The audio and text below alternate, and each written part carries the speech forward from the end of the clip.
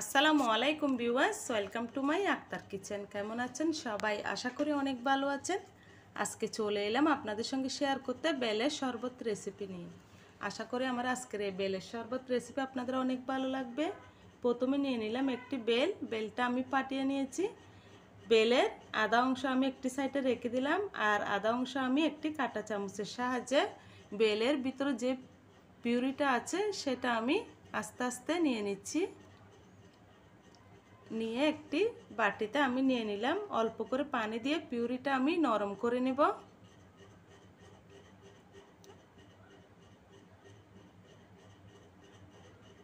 এখন আমি একটি চাকুনির সাহায্যে পিউরিটা বের করে নেব, আর যে আঁশ আর বীজটা আছে সেটা আমি নিয়ে নেব। আমি এক চাকুনি দিয়ে আস্তে আস্তে চেকে নিলাম। দেখুন এখানে পিউরি আর আঁশটা বেরিয়ে এসেছে এবং পানি দিয়ে আমি সেটা লিকুইড করে নিয়েছি। এখন সেখানে দিয়ে দেব জাল করে রাখা দুধটা আমি ঠান্ডা করে নিয়েছি। এখন দিয়ে দিচ্ছি পরিমাণ মতো চিনি। এরপর আমি একটি ব্লেন্ডারের জগ নিয়ে সেখানে বেলের পিউরিটা ঢেলে দিব এবং ভালোভাবে ব্লেন্ড করে নেব।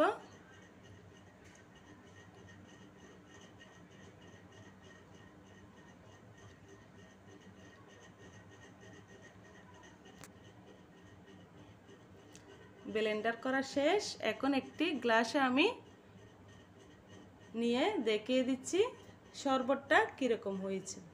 শরবতটা মাশাআল্লাহ খুবই সুন্দর হয়েছে এবং খেতেও আশা করি অনেক ভালো লাগবে। আশা করি আমার আজকের রেসিপি আপনাদের অনেক ভালো লেগেছে। ভালো লাগলে অবশ্যই কমেন্ট করে জানিয়ে দেবেন। আর যারা এখন আমার চ্যানেলটি সাবস্ক্রাইব করেননি অবশ্যই সাবস্ক্রাইব